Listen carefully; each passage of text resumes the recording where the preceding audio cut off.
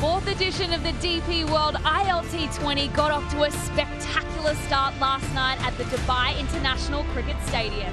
There were fireworks on and off the pitch as the Desert Vipers opened the tournament with a win.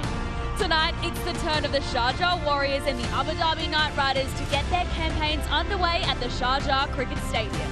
This is not called the International League for nothing. The Warriors will be relying on a League of Nations bowling lineup to fire them to glory. By contrast, the Knight Riders will be backing their batters to lead them to the promised land. They have some prime British beef up top, seasoned with a bit of salt and pepper, as well as some West Indian goats to provide some punch at the end. Two teams desperately hoping that this will be the season that they claim their maiden title. This one promises to be a cricketing feast to savour.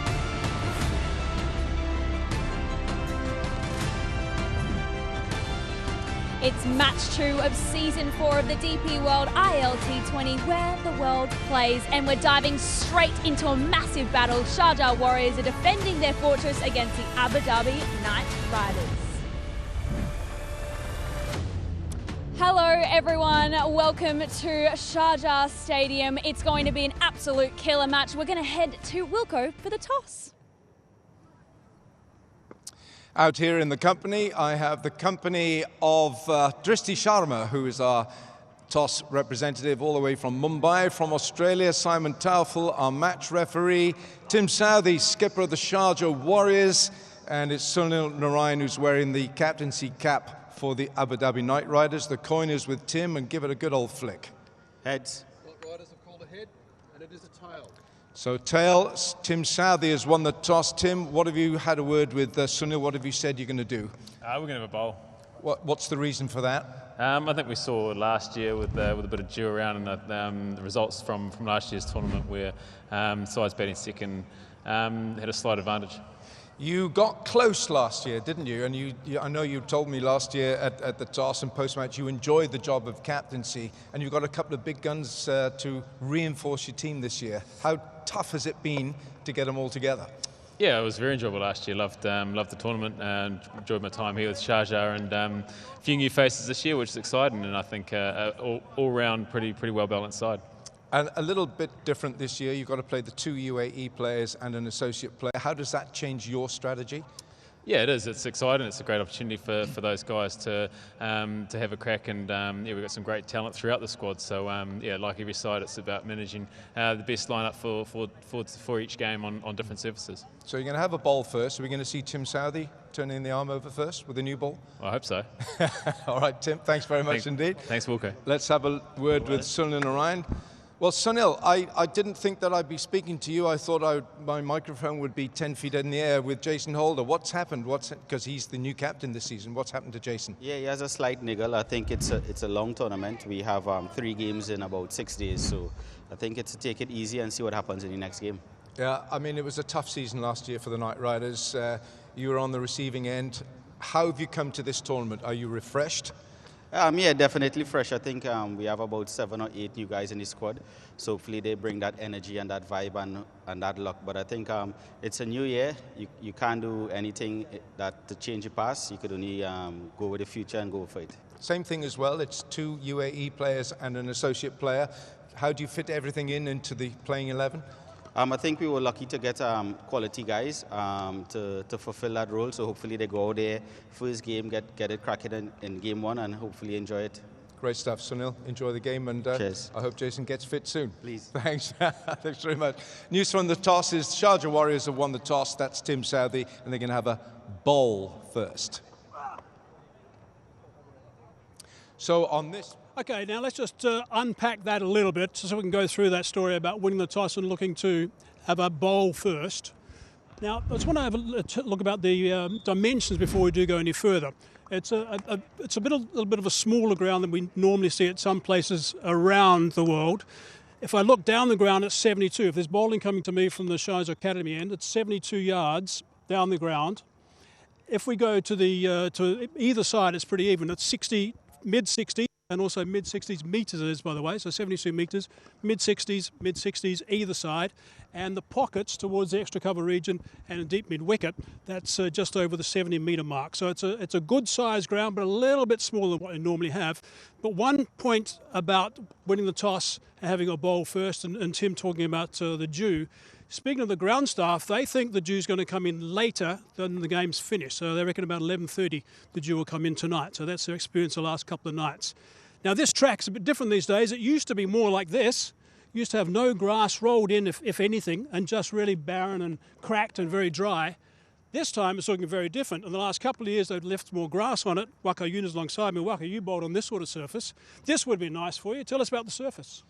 I bowled on this one, that's why I have sore back all the time. So this one's got a lot more grass on it, and I don't think the camera can pick it from that angle, but there's a little bit of sheen also underneath. That means it's been rolled quite nicely. So the grass is being rolled into the surface, but a little bit of green tinge on certain places. So I have a feeling that it'll do a little bit up front with the new ball, maybe 2, 3, 4 overs. So, that's all is going to happen. But once it gets a little bit older, the ball gets older, it's going to come onto the bat nicely. So I feel, yes, winning the toss, bowling first means the dew. Dew factor is a big one here in Sharjah. But if you ask me, if there is no dew, I'll bowl on this first up because I'll have a chance to pick up early wickets. Okay, and we think the pace is going to be okay and also the bounce as well. So the pitch looks great, we're ready to go, and the surface looks completely different from the last couple of years. Thank you, boys. Oh, well, joining me this evening, I should say, Rohan Gavaskar and Awais Shah. Boys, what a beautiful stadium we're in, first of all. But I want to talk to you first, Ro. Now, last night, it was the Capitals that were up against the Vipers. How was that? Fabulous. Season 4, first game, and what a cracker. I've got to say this, though. The Capitals have had the wood over the Vipers over the last 4 seasons. Generally, they've come out on top. But yesterday, the Vipers played magnificent cricket. They did well to restrict them to 150, and then they were always in control of the chase. I'll give you another stat, Grace. Yesterday was the first time that the Vipers won the toss. Ah. That's crucial. Winning tosses is crucial, and I think Sharjah winning the toss here is going to be crucial as well. Stand them in good stead, you reckon? What do you think about that one? Yeah, he's hit the nail on the head. The toss it gets dewy in Sharjah, and if we're only 1 hour down the road. They won the toss, chased, won last night. Tonight, Sharjah captain wins the toss and decides to bowl. So, of course, they're backing their batting to chase whatever the Knight Riders put up. And I think that's probably going to be the theme right throughout the tournament. Absolutely. I mean, the last 8 games that have been played here, the chasers have been the ones that have come up on top. Yeah, they have been, and tonight it wouldn't surprise me if that is the way things pan out. However, if you look at the Knight Riders' batting, it is very, very deep, and they got some real power hitters in the lineup. Livingston, Russell, to name a few, and of course Rutherford. I mean, they're going to be probably batting 5, 6, 7. And as we all know in T20 cricket, those guys really do control the batting, the main batting aspect of a T20 game. Righto, well, Cricket Safari is coming up, so we're going to head to that one now. Coming up in the show, we hear what keeps the Evergreen Warrior Chief motivated. And Mike Hazeman talks big boy power with Dre Russ. Oh, well, Tim Southee, we had a chat to him a little bit earlier. We're going to talk about cricket, life, and the love that he has for this great game.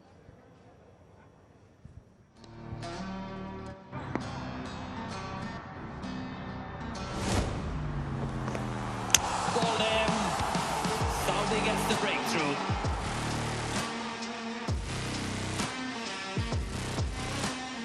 Yeah, I really enjoyed captaining last season. We had a great group of players, and we had a reasonably successful tournament. So looking forward to season 4 this year.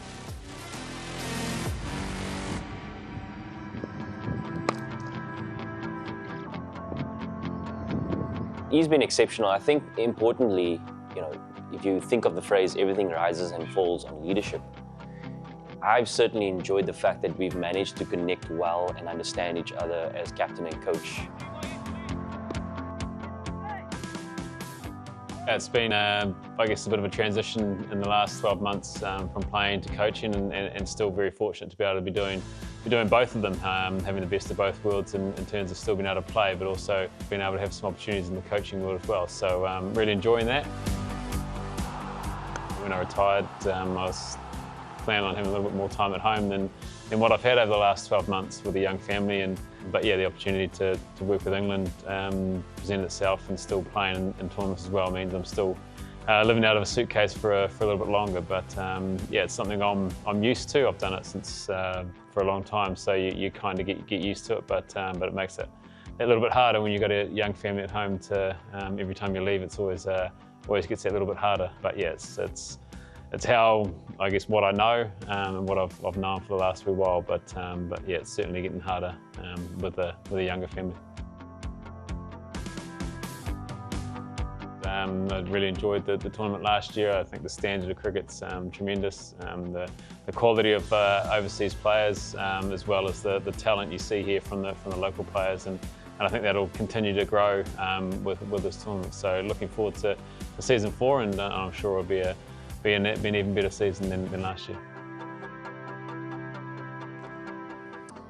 What a dad, what a player, and what a skipper. He has a great side amongst him tonight. We're actually going to come back with live play very soon, but we're going to head to a break right now.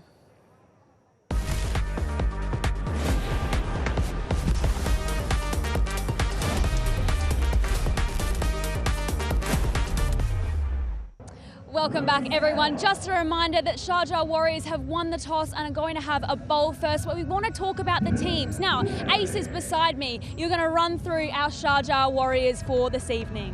Certainly am.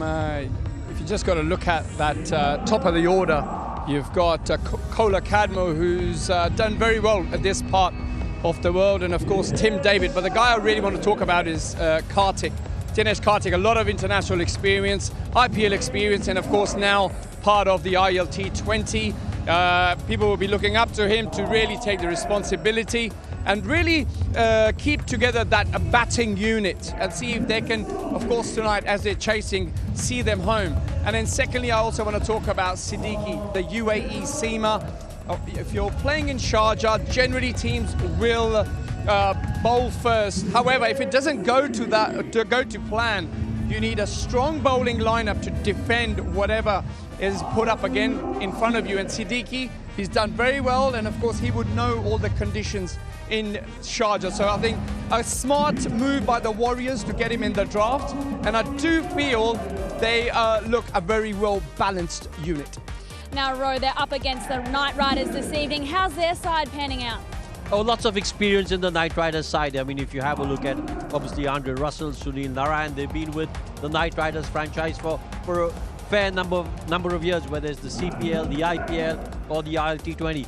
But if I had to pick a player that I want to watch out for, I'm going to go for a local player, Alishan Sharafu. I think he's done well for the Knight Riders over the last few seasons, and all eyes will be on him. Because again, what we want to see is the local players doing well in this tournament, and I think he's an outstanding talent. Now, talking about Andre Russell, Mike Hazeman got a chance to catch up with him a little later. Well, you all know how important power is in the T20 game, and there's probably no one better to chat to about power in this game as a batsman than Andre Russell.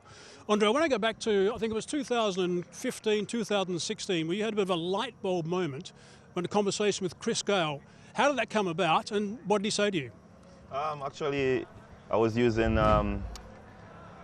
like 2-9 bats, and you know, I was hitting big ones, but then they weren't going as far as they should. And then he said, hey, come to my room because you are better than this. You're hitting mini sixes, and you know, I think when you hit the ball, it should be in the stands or out the park. So he gave me 2 bats, which I was using Spartan at the time, and that's when my whole career changed. Hitting the sixes and it like hitting the stands instead of like just dropping over the rope. So definitely happy. So what weight were those bats? And did he tell you to hit the gym as well? Yeah, you know, strength was very important at that time as well, because I'm used to 2-9 at the time, and changing to 2-12, 2-14, which was heavier, and I even take some off. So I want to know what weight was his original blades. But you know, he's a big, strong guy, and hitting the gym, doing like 100, 150 push-ups on a daily basis, definitely get the strength up, because you need to be strong to swing heavier bats. But it definitely changed my life. And I also heard a story about you using batting gloves that had weights on them, or weighted batting gloves and a weighted forearm to get stronger? Yes, just to get the forearms a bit stronger. And, you know, in the game you feel a lot more lighter, you know, swinging. And it's just like the pre-workout that we do when we're warming up and, you know, gym stuff before a game. It makes you feel lighter, and you know, you perform better. So those things definitely help with my game. And now you've got this new gig, this new job with the Knight Riders as the power coach. That must be very exciting for you. Yeah, definitely it is. You know, gonna see how it goes, you know, just to try to understand my role as much as possible. But, you know, when you're an all-rounder and you get a role like that, when a team have batting coach, bowling coach, and all of those other coaches, I'm just gonna make myself available to any player at any time and make sure that I give them whatever they want. I'll be still bowling in the nets, and I'll be still challenging the batters, and you know, have one-on-one chat with the guys to see where their headspace is. And you know, I've been there, done that, so I can actually share all the experience that I have with those players. And there's plenty of that. Andre, thanks for your time. Wish you all the best. Thank you very much, sir. Thank you. Oh, what a powerful man, big Andre Russell, and he's going to be key for his side here tonight. Now, Ace, you know, he's a gun IPL player, but we just saw he's been all over the news recently that he's no longer going to be a player, instead a coach for the Knight Riders. What is he thinking? I think we need to knock some sense into him. I mean, just look at him. I mean, look, he's been a world-class player, a guy who I think has transformed power hitting. Of course, we know about Chris Gale. But this guy, as an all-rounder, he's a phenomenal cricketer, and I still think he's got plenty of cricket left in him. Ro, you're going to go have a chat to him, square up and be like, buddy, come on, we want to see more IPL from you. Yeah, you know, I think what it is that I think he's got a contract with the Knight Riders franchise, and they probably told him, listen, you know, you will play for us in the ILT20, you will play for us in the CPL, but in the IPL, we want you as a coach. And I think he's come out and said he's going to be loyal to the franchise, and I think if the communication's gone down to him saying that, listen, we'd rather have you as a coach than a player, he's thinking, I can't be playing for another team in the IPL. I think that's what it is. But I've got a feeling he may have his cricket equipment very close to him during the IPL. Exactly, just in case they need to get him up there, they might be able to. Well, we're in Sharjah Stadium. What about the Warriors? Who's standing out for you tonight? Well, I think this is a really key game for the Warriors, because they've got Tim David in their side, and they've got him only for 3 games. He's with them for only 3 games, so they'll be hoping that a match winner like Tim David wins them the first 3 games that he's part of and sets them on course for the semi-final spot. So I think that's why it's a really key game for them. So all eyes for me on Tim David. Predictions? I'm going to go with the Sharjah Warriors because they won the toss, and what we've seen so far, team winning the toss generally does well. I'll back the Knight Riders. I love it. Well, this is the ILT20. We cannot wait to show you this live play. It's going to be action-packed. Don't go anywhere. We'll be back very soon.